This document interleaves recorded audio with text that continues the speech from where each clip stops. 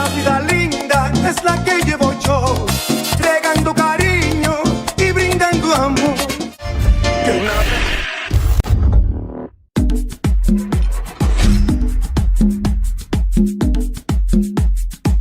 13 de septiembre, el día que nació el invitado que me prestigia en el día de hoy con su presencia. Parece que Dios estaba de muy buen humor, porque derramó sobre él un dechado de virtudes.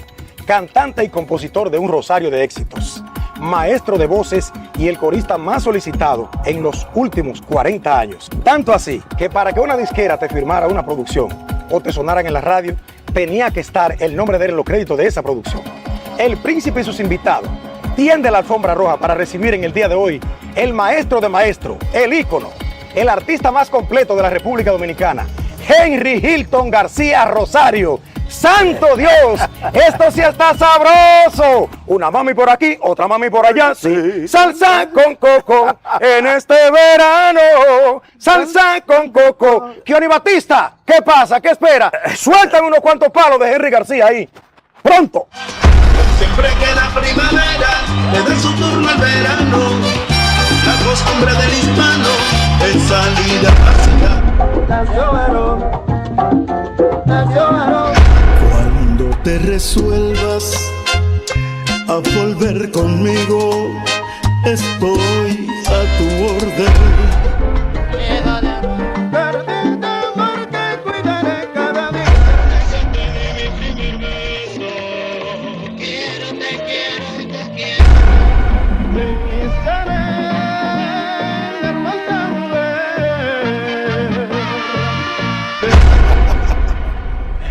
Maestro. Bendiciones. Wow. Amén. Qué privilegio, hermano, tenerlo por aquí. Para mí un placer inmenso poder a través de tu programa externar mi sentir y poder comunicarme con la gente que de una u otra forma ha seguido mi trayectoria, y te agradezco infinitamente tanta consideración. Bueno, es que realmente me pasé una semana entera analizando de qué manera le presento, porque el respeto, la admiración que le tengo es infinito. No, gracias. Usted ha tenido que ver con mi carrera desde el primer instante. Me dirigió la voz en mi gran clásico Volveré. Grabó los coros. Y ha tenido que ver con el merengue, con la salsa y con todo lo que tiene que ver la música dominicana. Y ha sido de mucho bien, de mucho bienestar los aportes que usted ha hecho a la música. Sí, yo pienso que ha sido una bendición del Todopoderoso. Para el ser humano lo más difícil es trabajar en lo que le gusta, y nosotros tenemos el privilegio de que trabajamos en lo que nos gusta y lo disfrutamos. Y a veces comento con casi la gran mayoría de los aficionados al arte, de las cosas que se logran en el trajinar del desempeño de la carrera, y que si uno tuviera que buscar para viajar, pagar con su propio dinero, tuviéramos que ir al Banco Mundial a buscar un préstamo, porque hemos tenido el privilegio de llegar a sitios recónditos y tener la anuencia de un público que a veces ni habla el mismo idioma, y que tus canciones lleguen a ese público maravilloso y que te den la oportunidad de poderte presentar. Yo digo que es una bendición del Todopoderoso. Amén. En esta vida solamente Dios no ha tenido un maestro. Sí. Pero ¿quién fue su maestro para aprender a hacer voces, para aprender a hacer coros? Bueno, yo inicialmente comencé a estudiar música y piano. Mi papá entendía que el músico para esa época no era una profesión digna, ni que pudiera generar económicamente el sustento para una familia. Y casi siempre como te digo, la leyenda urbana era que los músicos vivían de comida y de bebida. Y me entró a palo y no me dejó estudiar música. Claro, tuve que irme a vivir donde una tía. Y ahí digo, bueno, como no tenía la facilidad del piano de la academia, porque me quedaba muy distante, pues entonces me agarré de la guitarra y pude tener varios profesores y seguir incursionando en la música, y y evidentemente que, aunque poco logré adquirir poco conocimiento musicalmente hablando, pero sí Dios me dio la virtud de navegar armónicamente dentro de todas las escalas musicales y aquí estamos. Amén, amén. No, usted es un maestro, no, Sí. no le baje nada. En los años 70 y 80 se estilaban los babyface en los frentes de los grupos. Sí. Y solamente conocí, creo que 1 o 2 casos de artistas, cantantes que usaban barba. El caso de Joaquín Galán, el compañero de Lucía Galán de Pimpinela, Sí. y en República Dominicana, Henry García. ¿Usted podría explicarle a la audiencia por qué usted se dejaba la barba? Ya todo lo ha dicho en otro espacio, pero esto es nuevo ahora. Sí, resulta que mi papá tenía un aparatico de eso de que tú le ponías una Gillette y graduaba realmente la tensión de la navaja para que pudiera rasurar con eficiencia. Entonces, ¿qué pasa? Que yo no le di la graduación como no sabía. Mi primera vez que me voy a afeitar, tenía 2 o 3 pelitos salteados en la barba y cuando intenté, me llevé todo ese lado. Media cara. Media cara. Y entonces eso me frustró. Y pasé mucho trabajo y me dolió bastante y duré mucho para poder, para que se pudiera curar. Y evidentemente, al no rasurarme, se tuvo que curar la herida con barba y todo. Y entonces vi que me quedaba bien y digo, bueno, déjame seguir. Pero esa fue la razón. Ok.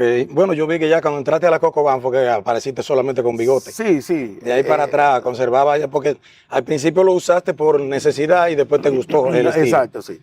Pero ya cuando Pochi me solicita que forme parte de Coco Band, pues yo estaba trabajando en el estudio como parte del equipo de producción. Y al irse Quinito y Bobby, como tenía dominio del repertorio, porque yo era que grababa casi todo, pues entonces me hicieron la sugerencia. Y como había trabajado con Cuco y era la misma disquera de Coco Band, Mateo San Martín vio como una oportunidad en Cubaney que entonces entrara a la Coco Band y también fungiera como cantante principal en cuanto a la interpretación de la salsa. Y eso, ahí fue que se dio la entrada y digo, bueno, como estaba bregando con un grupo de jevitos, digo, déjame quitarme la barba para así venir con un look. Ir acorde con el Frente Juvenil. Sí. Me mata la soledad. ¿Es una inspiración, algo que tú viviste? Comprendo que fallé, burlé todos tus ¿Cómo logras que Tito Rojas te grabe ese tema? Sí, resulta que en uno de esos estudios de grabación estaba grabando unos coros y ahí me encuentro con Rento Arias, que se había comprometido con Tony Moreno, que era el presidente, Tony Moreno y Gunda Mesé, que era el presidente y productor musical de MP Productions. Productions. Entonces, él se había comprometido a entregar una cantidad de composiciones, entonces no tenía la cantidad de canciones completas y me preguntó por 2, que si yo tenía 2 canciones. Yo le dije que sí, pero realmente no tenía las canciones. Tenía mi guitarra en la casa, yo había comprado un grabadorcito doble casetera y ese mismo día cuando llegué a la casa, yo vivía en Villa Media, en la Colonia de los Doctores, un sitio bellísimo, una casa bellísima, pero prácticamente un monte.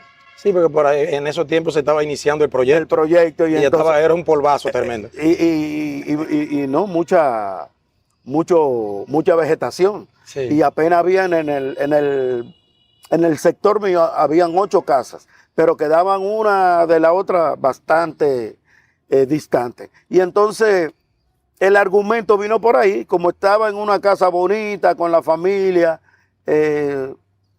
prácticamente me sentía solo porque no había el vecindario. No había contacto humano. Contacto humano solamente cerca. Contacto vegetal. Y entonces digo, bueno, ese es el argumento. Ahora déjame arrancar por ahí.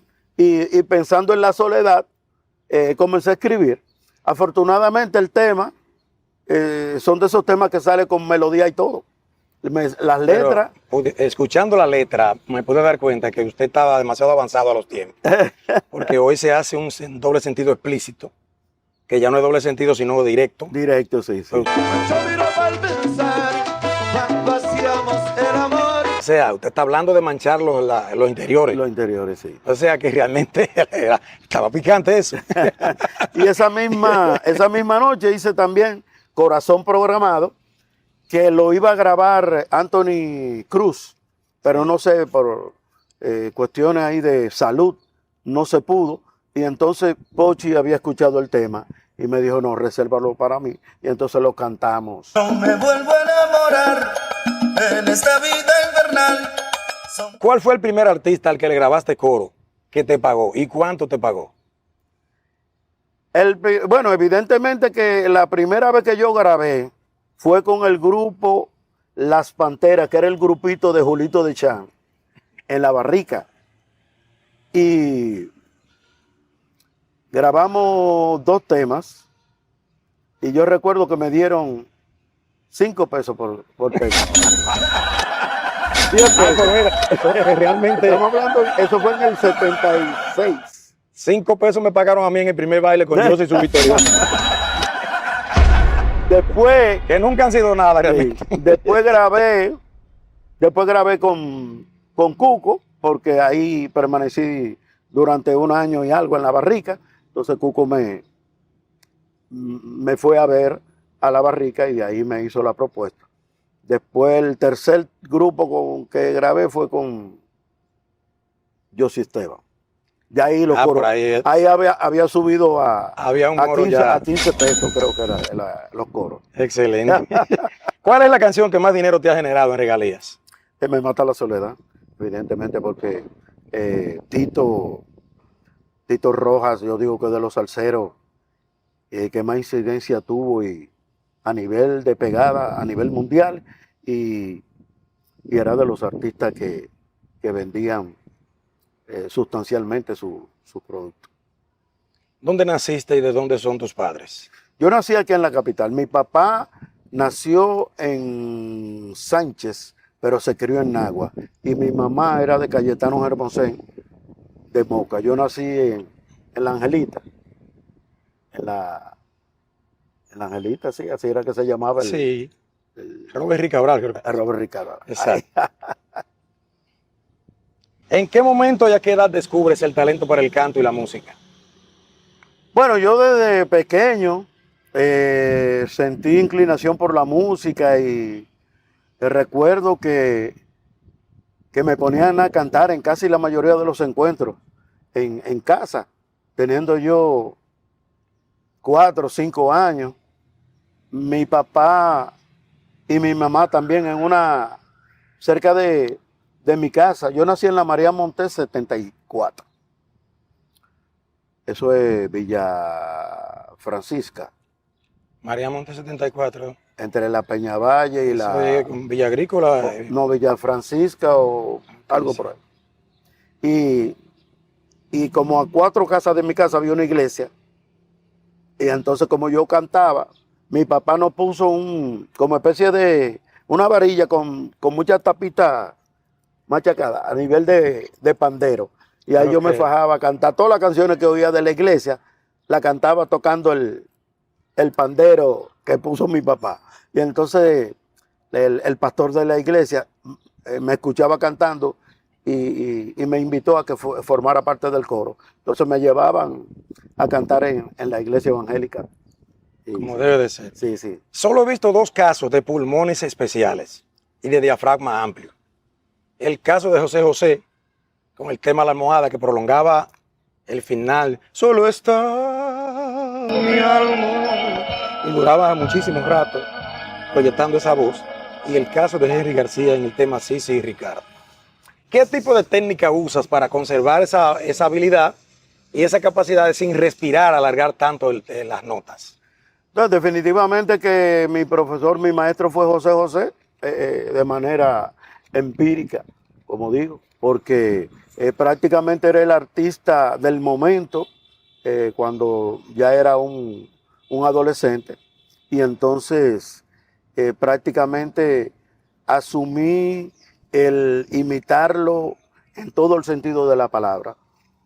Y evidentemente que la práctica constante de caerle atrás a sus temas, pues fui desarrollando el potencial de utilizar el diafragma y de inspirar por la nariz, almacenar en los pulmones y hacer presión en el diafragma, en el estómago, sí. E ir soltando De gradualmente. de manera paulatina. Gradualmente, Bueno, sí, señor porque profesor, ahí es que está realmente la técnica, en que tú puedes almacenar todo el aire del mundo, pero si no tienes el ente regulador de poder soltar la columna de aire y que vaya saliendo de manera gradual, pues fácilmente te va a desinflar. Entonces, eso lo aprendí cayéndole atrás a José José, a Tom Jones y esos artistas importantes. vamos a pedirle a Keoni Batista que nos ponga un poquito de Sisi y Ricardo para que la gente vea la escala que hace el maestro Henry García ahí sin respirar. Sí, son como 17 segundos. Wow. Sin respirar. ¿Cómo se llama la primera orquesta que militaste y cómo llegaste a ella? No, en el primer grupo que canté fue en La Barrica, con el grupo de Julito de Chan. Se llamaban Las Panteras de Cuso Cuevas, que era el director musical. Y nosotros éramos la parte bailable, que hacíamos los merengues, y Julito de Chan era el romántico. Pero que en la época que yo entré, Joseito Mateo era el disquero de Julito de Chan y lograron hacer como 2 o 3 producciones que para esa época, bueno, Julito de Chan y José Feliciano, el ciego de Puerto Rico, eran los artistas, los boleristas del momento. Y Increíble. entonces ese grupo de La Barrica fue el que originalmente grabó la producción de Julito de Chan. Julito en el piano, Cuso Cueva en el bajo y Andrés de Jesús en el saxo. ¿Cuál es el título del primer tema que grabaste a nivel profesional? El tumbadito. Dicen los antepasados que el merengue se ha perdido. No me acuerdo bien de las letras, pero ¿Con es qué un merengue hablando precisamente de como que se había perdido el interés por la música de merengue. Oye, estamos hablando en los años 70 y pico. O sea, siempre se ha dicho como que el merengue está de capa caída y donde quiera se toca merengue y es el ritmo, yo digo, más alegre del planeta. Yo digo El que tema- desde los 90 para acá se escucha ese rumor, pero eso es un No, rumor. desde mucho antes. Ese de rumor mucho es la gente que odia el merengue, que se mantiene en esa actitud. Entonces, como te digo, fue mi primera grabación con ¿Con qué agrupación? La Pantera de Cuso Cuevas, que era el grupo de La Barrica. Ah, ok, ya, porque yo pensé que el primer grupo en grabar había sido con Cuco, pero ya tú venías. No, yo había hecho esos 2 sencillos y se grabó de manera profesional porque los temas llegaron a sonar y prácticamente era un grupo 1A.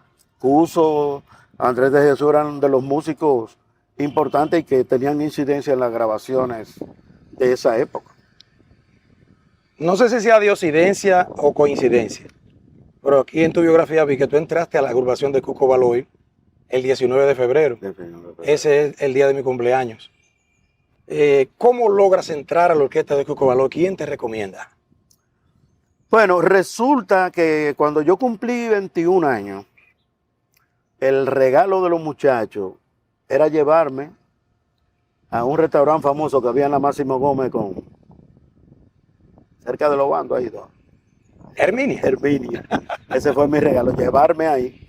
Y resulta que Cuco tocaba todos los lunes.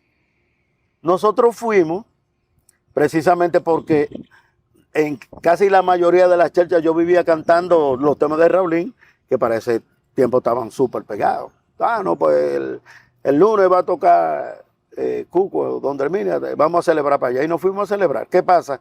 Que fue en el momento que Raulín le había dado 15 días a Cuco que se iba con los hijos del rey. Todavía ese baile en el que fuimos a donde Herminia, él tenía el compromiso de los 15 días, pero Raulín no fue. El Ramón Orlando simplemente hacía coro, no cantaba, y a Cuco le tocó cantar esa noche. Y la orquesta eran 5 sets, o sea que eran 30 temas que se cantaban Lo fresco, en esa Dios mío, época. amanecían cantando. Eran 5 sets, imagínate. Entonces cuando llegamos, ya el grupo había arrancado un primer set. En el segundo set sube a cantar y Cuco se oye un poco disfónico.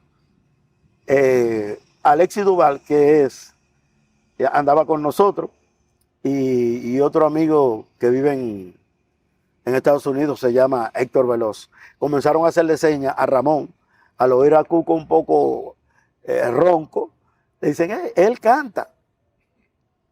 Y entonces Ramón Orlando me miró y me dijo, ven, sube. Y entonces yo subí. Estaban tocando, ay, qué bueno, son los soneros de Cuba. Y cuando yo entré en el coro, que Cuco oyó, me miró, así miró a Ramón Orlando. Entonces cuando terminamos, me pregunta que si yo me sé algún tema. Y yo, sí, te sigo amando, mi vida toda. Que ese era un tema que estaba pegado para esa época. Cantamos ese tema, pero bajé de la tarima, terminó el set. Y después nos fuimos porque mi mamá me dijo, mira, a las 12 aquí. Porque Era como la Cenicienta. No, y acuérdate que para ese tiempo existía el grupo, la banda Colorada. Ah, ese tiempo era peligroso. Peligroso. No se puede andar en la calle Y tarde. entonces yo con barba, ¿tú me entiendes? Y el que tenía barba lo tildaban como comunista. Me dijo, mira, a las 12. La gente de Fidel. A las 12 aquí. Y entonces, cuando se cumplió el tiempo, me fui. Eso fue, realmente yo aparezco como septiembre 13, pero yo soy agosto 13. Lo único que para esa época, tú sabes que los padres se descuidaban, declaraban a uno tardío, pero mi verdadera, lo que yo he celebrado siempre es 13 de agosto. Entonces, fue en el mes de agosto, pasó agosto, septiembre, octubre, noviembre, diciembre, y en enero, Cuco le pregunta a Ramón que, ¿no te acuerdas del muchacho que subió allá donde Herminia? Y entonces nadie sabía decirle, hasta que Richard se enteró de que Cuco andaba, y le dijo, sí, yo sé cómo conseguirlo. Y él llamó a Fausto Rey. Para ese tiempo no había ni Viper, ni había nada. O sea que... No, y el que tenía un teléfono en su casa era rico. Era rico, sí. Llamó a Fausto Rey. Fausto Rey le dio el número de la barrica de Blanquita San y de Cuso. Y entonces ahí le dieron la dirección a Cuco y cómo llegar. Y entonces me fue a ver. Pero él se sentó en un momento y parece que había dejado algo pendiente y llamó desde la barrica, que había un teléfono público, llamó a la casa. Y cuando llamó a la casa, se había enterado la familia de que se había matado el Chivo, que era saxofonista de Santo Rafael Dios, Solo. bro, qué coincidencia. Cerquita de ahí de la barrica. Y entonces, cuando le dieron esa noticia, él se perturbó porque precisamente el Chivo le estaba haciendo unos arreglos. Y eso lo perturbó y no volvió para la boate, que era como se llamaba. Y entonces se fue. Prácticamente no me oyó cantando. Entonces, al otro día, ya después que cumplió y... Con el compromiso con el compromiso, entonces volvió a la barrica y ahí, entonces me escuchó. Cuando terminamos el set, él me habló. Me dice, mira, yo soy Cuco Baloy, yo estoy interesado en que trabaje con nosotros. Yo para ese tiempo ganaba 500 pesos mensuales, 125 semanales en la barrica. Ah, pero tú tenías un sueldo bueno. Un dineral. Eso es un sueldo de lujo. Un dineral.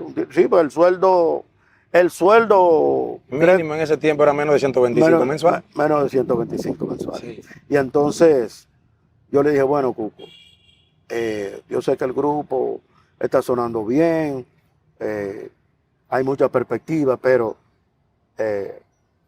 yo estoy al frente de mi familia y aquí yo gano 500 mensual. Si usted me asegura 500 en lo que el grupo despega, pues no hay problema, yo arranco. Y entonces, así fue, hicimos el compromiso. Yo te voy a pagar 500 mensual y establecimos, creo que eran 50 pesos por baile. Y establecimos eso.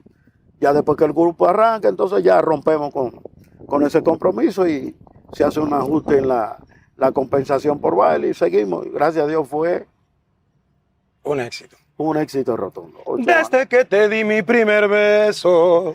Te quiero y te quiero. ¿Qué tipo de satisfacciones te ha dado esa canción que sabemos que se ha convertido en el tema oficial de las bodas? No, definitivamente que es el tema más importante de mi carrera y una de las interpretaciones que la gente todavía se fascina al escucharla y gracias a Dios en vivo tratamos de dar siempre el 100%, tratando de cuidarnos y siempre estar en condiciones cuando nos corresponde hacer el compromiso.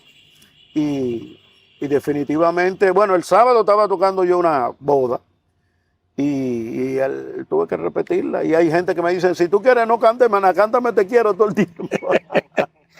Sí, como le decían a Paniagua. Ujú. Cántame chiquitica hasta que crezca. Hasta que crees que sí. Sí. Es realmente un tema de Ramón Orlando en su mejor época, estudiando en el Conservatorio Nacional de Música. Orlando leía mucho Corín Tellado, Sí. mucha novelita y yo digo que parte de su crecimiento como compositor, en la parte literal eso lo nutrió mucho y evidentemente que la preparación en el conservatorio como pianista logró a nivel popular fusionar toda esa sapiencia que absorbió en el conservatorio de lo clásico, lo mezcló con lo popular y prácticamente Te quiero es una de esas obras que él pudo lograr. ¿Cómo tú logras la dualidad entre el merengue y la salsa? Sabes que Ramón Orlando tiene una alta valoración sobre ti. Sí. Incluso él estaba hablando de lo que son salseros, son soneros y son baladistas que interpretan salsa o merengueros que interpretan salsa. Y a ti te incluyó dentro de los soneros, o sea, de lo que tiene la clave y el batey para la salsa. ¿Qué tiempo duraste con Cuco Baló y por qué sales de la orquesta? Bueno, yo duré 8 años. Para ese tiempo, Ramón tenía la inquietud de irse a estudiar fuera. Y se escuchaba el rumor de que se iba del grupo. Evidentemente que el grupo fue bajando a nivel de popularidad y entonces todas esas cosas, pues, de una u otra forma fueron perturbando mi tranquilidad y yo decía que tenía que hacer algo para, tú sabes, en tal caso de que el grupo pues se desintegrara o que Ramón se fuera, que se rompiera la magia, pues yo tenía que buscar algo para seguir mi sueño de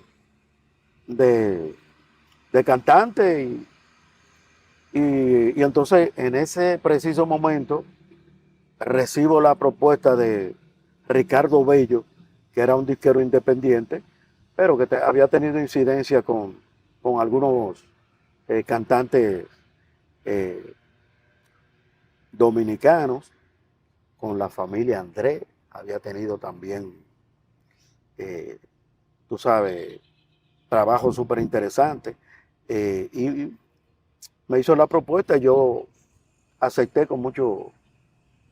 De ese proyecto que tú formaste, ¿qué canción se popularizó? O sea, ¿se promocionaron canciones? Sonó Marcela. Hazme el día sin ti no puedo vivir. ¿Marcela fue después de tu paso por la Internacional? ¿O antes? Antes. Marcela, sonó Marcela. Hazme el Día sin ti no puedo vivir. Marcela. Que yo fui que lo grabé en merengue, después el mismo Sí, Fernando era de Fernando Chavarría sí. lo grabó en Fusón. También sonó un tema de Rento Aria, tú eres que lleva mi mente cuando despierto. Tú eres, tú eres, tú eres. ¿Y qué otro tema de esa producción? Sonaron como 2 o 3 temas.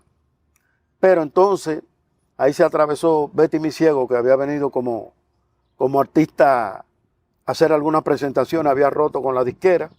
Ricardo Bello se enamoró de Betty Mi Ciego y prácticamente abandonó el proyecto mío y le enfiló todos los cañones hacia allá y ya tú conoces la historia. Realmente no recibí el apoyo de la producción ejecutiva que ameritaba para ese tiempo, que aunque se decía que no, que simplemente el hecho de tú grabar con calidad, eso te certificaba para trascender, no. Ya se pagaba payola y había que tener un presupuesto para eso. A mediados de los 80 se da el junte de una constelación de estrellas, en lo que se denominó la Orquesta Internacional. ¿Cómo te convocan a ti? ¿Cómo se da eso para que tú pases a la orquesta si inicialmente tenía entendido que era Peter Cruz, como que le habían formado el Sí, el a Peter Cruz le formaron el grupo. Después Ángel Oscar García me vio por televisión con el grupito, yo batallando ahí, me mandó a buscar, me contrató ahí mismo, me dio un carro y 80,000 pesos. Caramba. Y comenzamos a formar parte de la Internacional, comenzamos a hacer presentaciones, después le interesó a Ramón Orlando, le hizo la propuesta a Ramón y entonces vino el junte de Yo sé de que Peter. uno de los primeros merengues que yo canté, que conseguí la pista, fue ¿Cómo te atreves? ¿Cómo te atreves? ¿Cómo te atreves a pensar que he renunciado a tu amor? Si en cada vez arreglos de Ramón. Sí, recuerdo que se promocionó junto con Cometa Blanca, o sea, porque ese grupo salió agresivo. Ese grupo tenía, en cada cantante de la orquesta, tenía un tema sonando a la vez. A la vez. O sea, eso nunca se había visto en este país. Esa gente invirtieron un dinero grosero. Sí. Entonces, ¿qué pasa? Que después, tú sabes cómo es, había demasiada gente ahí jalando cada quien para su lado. Ramón Orlando venía con la propuesta de él como cantante. ¿Qué otro tema más tú grabaste en esa orquesta? Lágrimas de amor. Nos tenemos que decir adiós porque Lágrimas quizás de amor, ¿Cómo te atreves? Correspóndeme, que también es éxito de Melvin Rafael. Grabé Ring Ring. Originalmente ese tema lo grabé, lo hizo Ramón para mí. Telefonito. Exacto, Ring, sí. ring. Pero entonces ahí vino la división. Se fue Peter, me fui yo. Y entonces Ramón se quedó con el tema. Después de tu salida de la Internacional, sabemos que tú volviste a armar tu grupo, pero se sintió como un silencio, un tiempo que no sabíamos de ti, hasta entrar a la Cocobán. ¿Qué pasó con Eric García en ese tiempo? No, lo que pasa es que tú sabes que, o sea, regentear un grupo sin producción ejecutiva y sin disquera no es fácil. Hice los intentos, pero lamentablemente no se dieron las cosas. Ya yo me había ido afianzando en el área de producir, de componer y de grabar coros. Y entonces, como ya tenía familia, necesitaba estabilidad económica. Y en esa área conseguí estabilizarme económicamente. Y entonces dije, bueno, dejaré el grupo a un lado, pero seguiré involucrado en lo que es la grabadera de coro, dirección de voces, composiciones. Me afiancé ahí. Entonces, al salir de la Internacional, logré comprar 2 equipos de sonido. Para Y entonces eso para rentarlos. lo rentaba. Y en ese negocio que conozco a Pochi directamente, y entonces le rentaba el sonido. Y después nos fuimos involucrando en la situación de producir, y es cuando entro a formar parte del equipo de producción, y vienen las ideas de que grabemos los coros con el temperamento que ya tú conoces y que conoce la gente. Añateado, engolado. Engolado, exacto. Y con los trabalenguas. a dar muchísimas ideas y realmente pienso que fue un momento interesante y que luego dio paso a que cuando salieron Bobby y Quinito, pues eso me permitiera formar parte del frente de Cocobán, que fue de las mejores cosas que pudieron haberle ocurrido a Cocobán, porque pienso que esa fue la etapa de mayor trascendencia y que a nivel internacional logró su mayor incidencia. Solo he visto 2 casos en la música, que yo sepa, donde al salir un frente de un grupo, el segundo frente supera el anterior. El de Chiquito Timbán en 2015, cuando entra Luis, me entra Ander, y es Pedrito Lama y esos muchachos. Y el de la Cocobán, con la entrada de José Veras, la de Rafi Díaz, y la entrada tuya. Sabemos que tu entrada fortaleció de una manera increíble esa orquesta, porque ya tu voz venía en los coros, y por eso la gente se familiarizó tanto contigo, porque ya tenía el color.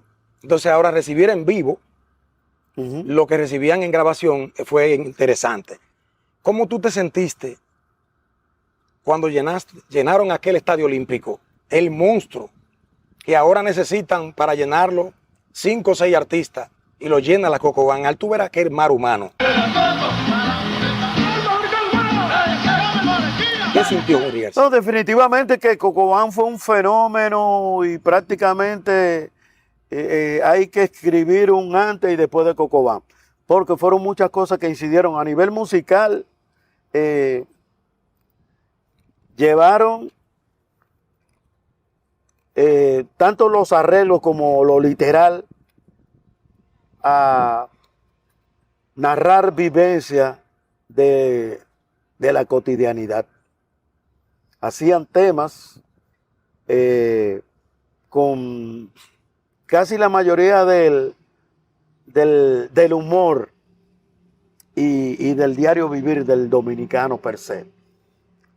Y los arreglos, acuérdate que casi siempre era un mambo de saxofón y un mambo de trompeta, coro, volvió otro mambo, el mismo mambo, Sí, todo el mismo tiempo. mambo, sí. Cocobán es que rompe con esa tradición. Sí. Y hace un mambo de saxofón, un mambo de trompeta, después otro mambo diferente de saxofón, otro mambo, aparte de los cortes, que era la parte, yo digo, más trascendental. ¿No? Porque es que Cocobán transformó el merengue totalmente. Definitivamente. Y realmente desplazó, prácticamente, llevó a un 0% casi los artistas de merengue romántico. En ese tiempo recuerdo yo que hasta Fernando Villalona se tuvo que ir a Estados Unidos a vivir, y Ale Bueno, sí. que eran los verdugos de la matica. Sí, por eso yo digo que llegó un momento cuando vino mi salida, yo digo que una mente maquiavélica le lavó el cerebro a Pochi y aplicó una máxima de Maquiavelo: divide y vencerás. ¿Entiendes? Porque nos hicimos dueños de prácticamente De la industria, todo el espectro de la industria. Sí. Y entonces en todos los estratos sociales, tanto en el pueblo como los clubes, oye, algo fuera de serie. Y entonces había que acabar con ese monstruo. Y vino la chismografía, porque cuando hay éxito lo que más aparecen es socios. Sí. Y El éxito tiene muchos padres y el fracaso es huérfano. Sí. sí. ¿Cómo logras desdoblarte entre el merengue y la salsa? ¿Y qué representó para ti el éxito Salsa con Coco? También otro de los logros interesantes que se dio en la Cocobán y un Pochi muy visionario que siempre ha sabido lo que ha querido. Y logró, precisamente ante el potencial que habíamos tenido con las primeras salsas que grabé, que la había grabado Quinito, pero como se fue en ese mismo momento, antes de que saliera la producción, pues simplemente yo le monté la voz y esos temas sonaron a nivel mundial. Pero entonces cuando se está planificando hacer la segunda producción ya después de nuestra entrada, ya ahí fue fríamente calculado todo. Pochi,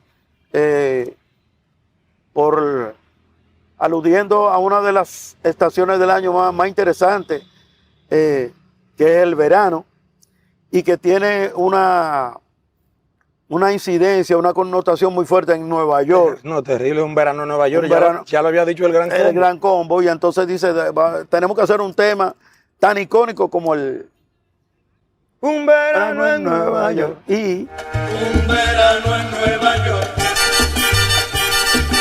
surge la Salsa letra, él se la solicita a Ramón Rodríguez, que es boricua, y el arreglo, inicialmente lo hizo Bertico Sosa, pero Pochi no sintió que llenaba las expectativas de lo que quería, y entonces le dio el arreglo a Isidro Infante. Ah, pero Entonces, eso es Grande Liga. Isidro Infante es... Isidro Infante hizo el arreglo de Salsa con Coco, Corazón Programado, que es la composición mía, y una composición del bajista. ¿Tú solo grabas salsa en Cocobán? Sí, solo salsa. Y los coros, evidentemente, de la producción. En esa producción hicimos esos 3 temas: Mira mis ojos, Corazón Programado y Salsa con Coco. ¿Cuál fue tu siguiente paso después de Cocobán? No, ya después que salgo de ahí recibo todo el apoyo de Manuel Tejada, que fue uno de los primeros que me dio apoyo moral y económico, porque con Manuel yo trabajaba todos los días, y en producciones con Garibaldi, con Willy Chirino, Olga Tañón, Yailin Cintrón, Manny Manuel, Elvis Crespo, con una cantera de artistas interesantes, y prácticamente ahí logré económicamente poder cubrir los compromisos que había hecho, como recientemente había comprado mi casa y tenía Había que pagarla. Había que pagarla, y gracias a Dios y a mi trabajo y a mi dedicación y a la disciplina y al respeto, pues logré trascendencia y me mantuve en todos los estudios y con casi la gran mayoría de los productores musicales, grabando cosas interesantes. Estuve escuchando el tema En las Nubes, de que Manny Manuel te graba. Bueno. Es una pieza, de verdad. ¿Cómo tú logras que Manny Manuel te grabe esa canción? Tu lugar está en las nubes y el mío aquí en la tierra. Ese tema, resulta que yo estoy con Elvis Crespo, porque a Elvis Crespo se le fue un corista. Y me llama y me dice, el único que me puede resolver este problema eres tú, porque nosotros venimos para Santo Domingo, vamos para Santo Domingo para el Festival Presidente. Y quien tiene el dominio de los coros eres tú. Y nada más tengo Dios mío, ¿cómo se? Uno nada más tenía un solo corista, porque el que bailaba ese no hacía coro. Y digo, no hay problema. Entonces me dijo, tú arranca, creo que fue 5 de junio del 99. Tú arrancas en el Festival Presidente y al otro día nos vamos para Puerto Rico. Digo, está bien, no hay problema. Entonces resulta que me voy para Puerto Rico y tocamos como 60 bailes. ¡Vamos! Santo Dios. Y entonces el tema Suavemente,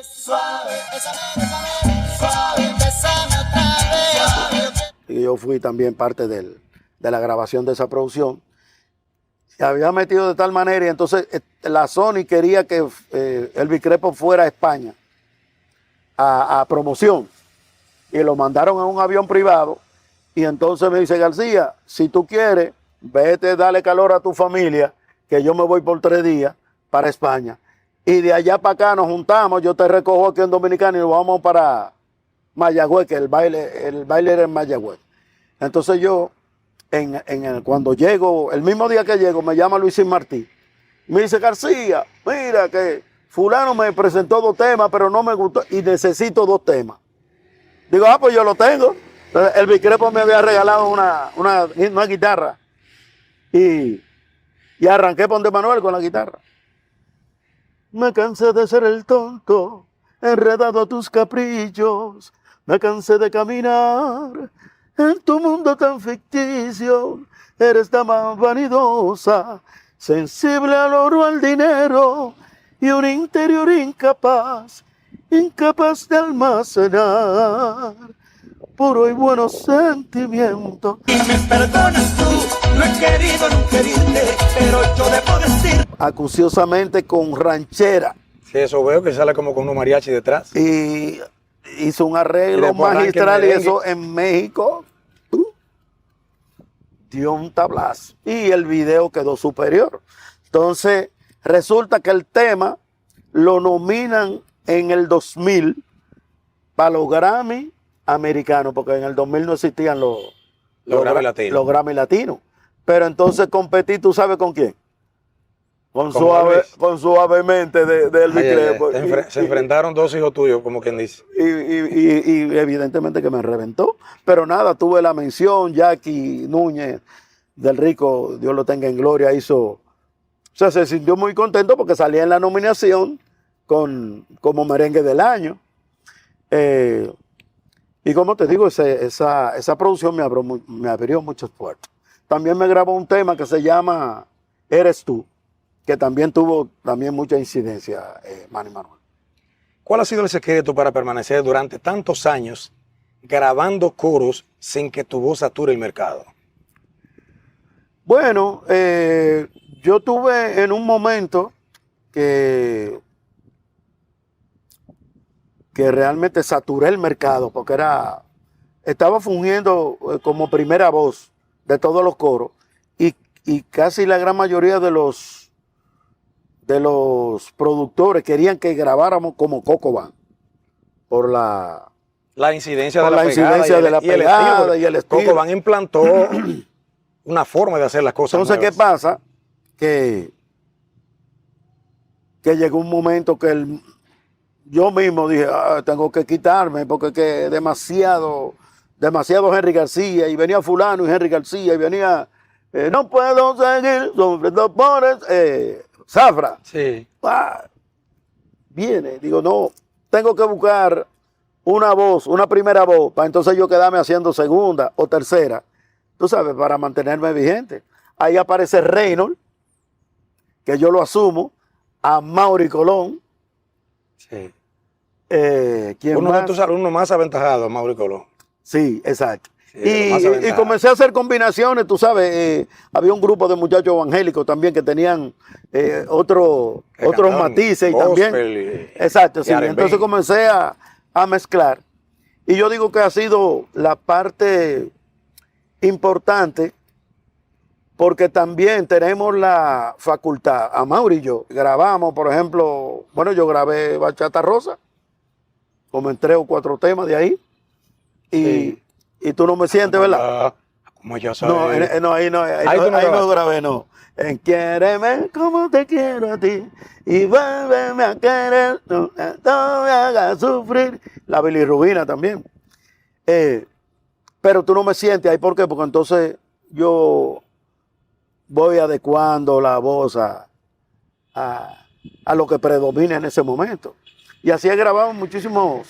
Eso es, tú estás, pero no estás. Es como Estoy camuflajeado. aquí, pero no soy yo. Exactamente. Agachado debajo de Amaury, debajo de Reino, y debajo del que Y te entonces ponga. yo Sí. digo que esa fue la clave que Eso me es mantuvo, o eso que es me ha ser- mantenido vigente. Eso es ser inteligente, ¿sabes Sí, por qué? sí. Porque la mayoría de nosotros, los artistas, tenemos un ego que no nos permite como que el otro se oiga más. Si no, yo sé que me voy a poner adelante, hacer salta No, cocote. yo no privo en Batman. Sí. Los muchachos, bueno, Dominguito cada rato Domingo Lorenzo, me dice que él se siente muy, muy contento conmigo, que yo pude haberlo descartado en un momento que él entendía que no formaba parte del grupo que grabábamos un coro. Y cuando lo sugirieron, yo le dije a Manuel, sí, él puede hacerlo. Sí. Que hubiese sido otro y dice, no, yo no voy a grabar con inexpertos, como dicen algunos ahí. Pero no, todo lo contrario. Entonces, yo, cuando me toca grabar con alguien novel, todo lo contrario, yo lo estimulo a que a que se integre y que lo pueda hacer y por más fallo que tenga, no le tumbo la moral. Y trato de que salga a flote. Davidcito Cada, que ese lo descubrí yo. Sí. Y grabamos Una un estrella, coro uno de los mejores porque no cantantes había presupuesto. salseros. No había el tema de No le pare. Venga que sigan hablando y no le pare. No había presupuesto para grabar el grupito de coristas que grabamos. Reina Nueva. Ruina Nueva. No había presupuesto y entonces yo le dije, viene, Davidito, vamos a grabar. No, maestro, que yo nunca me digo, venga, vamos a grabar. Oye, ese es uno de los temas icónicos de Davidito Cada y los coros lo hicimos él y yo. ¿Ves? Porque no había presupuesto. Tú sabes que te voy a confesar algo, no sé si tú lo sabes, pero yo entré a los estudios de grabación a grabar coros por parecerse mi color, o se entendía que se parecía mi color Sí, al sí. tuyo. No sé si te contaron eso. Sí, Quizá claro, tú lo supiste. es que tú tienes una ronquita Sí. y entonces a veces yo pienso que tú no vas a dar las notas que tú eres capaz de dar. Sí, pero Y sorprende tenemos esa facultad. esa facultad de que a veces, oye, Hubo un día que tú grabaste un coro para un anuncio de, creo que era de Centennial, no de centenas. donde Pembián. Ujú. Entonces yo siempre andaba con Amaury. Y ese día tú grabaste y te fuiste con Reynolds, Amaury, con Reynolds y Amaury. Creo que estaba también Dichi. A ti, Y tú Chantal, tenías sí. que ir a buscar a los muchachos al colegio. Eran como las 4 y pico de la tarde. Entonces tú a las 5 tenías que estar buscando a los muchachos. Tú te fuiste. Entonces llegaron los dueños del comercial. Y dijeron, no, pero eso hay que cambiarle esa palabra a ese coro ahí. Te llamaron a ti y ya tú estabas en un tapón. Ay, ay, ay. Dijeron, señores, yo no puedo devolverme porque yo estoy en la calle. Sí, sí, sí. Yo no, si lo esperan para mañana quizás. Entonces dijeron, no, que eso mañana tiene que estar en la radio. Entonces a Mauri le dice a Pembián, mira, Albert está ahí. Y Albert se parece un poco a Henry. Grabamos los coros los 4 con Albert metido ahí. Nadie se va a dar cuenta que Henry no está. Sí, sí. Dice Pembián, pero ¿quién es él? Porque Pembián no me conocía Sí, bien. sí. Entonces le digo, no, él estaba con Roca Banda, estaba con Banda Swing, con muchísimos grupos. Y él graba coro también. Entonces dice Pembián, ya, pues no tenía cómo salir del lío. Probaron conmigo, mira, y quedó tan parecido que yo mismo no sabía qué fue lo que grabé ni lo que grabaste tú. Ah. Se confundió exactamente y Sí, quedó sí, bien. sí. Entonces, en otra ocasión, pasó lo mismo. Tú te fuiste para Miami. Y Pembián me llama, Albert, ven para que grabe una cosa aquí. Lo mismo de la otra vez, que Henry no está aquí y hay que cambiar una cosa. Sí, sí. Digo yo, pero yo le maestro, mire, yo le voy a pedir el favor a usted. A mí no me está llamando para tapar los huecos de Henry, nada más. Sí, sí, claro. A partir de ahí, Pembian comenzó a usarme. Grabé un anuncio de Niconfite, grabé de Leche Carnation, de muchísimos comerciales. Tú sabes una cosa, Albert, que me encuentro con muchos muchachos nobles que cuando yo les comienzo a hablar de lo fascinante que es el mundo de los coros, pero eso no es de que tú venís y cantar con el pechazo a tu manera, como que tú eres el fenómeno de la matica. No, no. Hay que tener una disciplina y un oído para las voces. tú sabes, y buscar la manera de cómo acoplar, y si estoy muy fuerte con relación a las voces importantes. Y eso es un mundo fascinante. Y el que no tenga esas condiciones, pues difícilmente salga a flote, porque son de las cosas que hay que tener. Así Pero es. el mundo de los coros es maravilloso. Sí. ¿Por qué te vas a residir en los Estados Unidos teniendo una plaza maravillosa aquí en la República Dominicana? Bueno, tú sabes que uno por la familia hace lo que sea. Y Dios nos dio un niño con condiciones especiales. Y pasamos las 1001 porque en el 93, cuando él nació, la condición de autismo que nos dimos cuenta que era autismo a los 2 años, después de los 2 años, porque nadie sabía realmente cuál era la condición que tenía y lo que en la búsqueda de saber qué pasaba con Emmanuel, que era el tercero ya el tercer hijo de esta familia, y no actuó ni actuaba como actuaron los 2 anteriores, ¿entiendes? Entonces eso me llevó a buscar la fórmula de encontrar una luz en el camino que me dijera, mira, tu hijo tiene tal cosa. Y como a los 2 años y algo, fue que encontramos un doctor que nos dijo más o menos lo que tenía. Y que en ese mismo mes llegaba una señora, una doctora desde México que estaba haciendo una especialidad en terapia del habla y de la conducta, de autismo. Y fue, como te digo, como cuando Dios dijo, hágase la luz. Porque conseguimos el diagnóstico de Emmanuel.